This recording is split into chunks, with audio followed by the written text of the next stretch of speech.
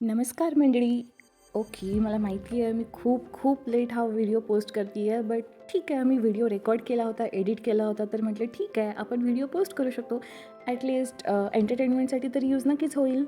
आम्ही गेलो होतो मँगो मेळामध्ये. बँगलोरच्या नॅशनल कॉलेज ग्राउंडवर हा मेळा लागला होता. आता मेळा म्हटलं तर खाण्यापिण्याव्यतिरिक्त ह्या शॉपिंगच्या गोष्टी तरी आल्याच. त्यामुळेच मी छोट्या छोट्या क्लिप्स या व्हिडिओमध्ये ॲड केलेल्या आहे, ज्यामध्ये खूप साऱ्या व्हरायटीज होत्या. शॉपिंगपासून एंटरटेनपर्यंत, पेंटिंग्स, कार्टून, स्केचिंग, एव्हरीथिंग.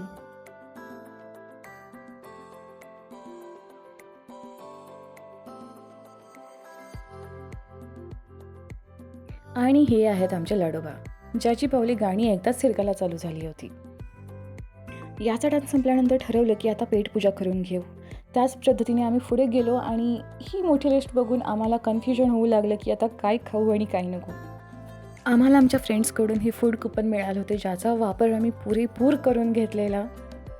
कुपनमुळे आम्हाला लाईनमध्ये तर राहावं लागलं नाही, पण मला थोडं गिल्टी वाटलं की आपण without waiting food order collect करतो, कारण हे सगळे लोक एका डिशसाठी 10 ते 15 मिनिट वेट करत होते.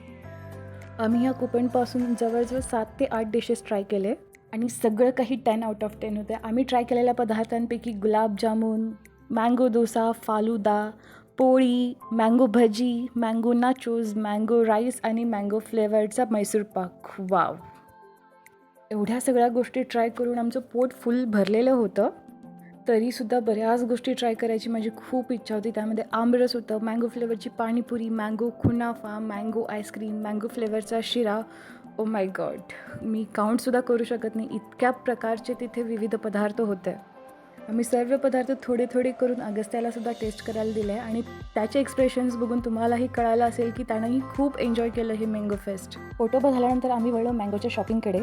हापूस आणि तोतापुरी ह्या दोनच मँगोच्या जाती माहिती असलेली मी इथे 7 ते 8 प्रकार बघून खूपच चक्रावली. ही नावंसुद्धा मी पहिल्यांदाच ऐकत होती, जसे की मलिका, इमाम पसंद, केसर, ऐश्वर्या, मलगोबा आणि बदामी. शेवटी स्पीकरवर लावलेल्या गाण्यांवर मस्त सगळ्यांच्या सोबत धिंगाणा घालून आम्ही घरी निघालो.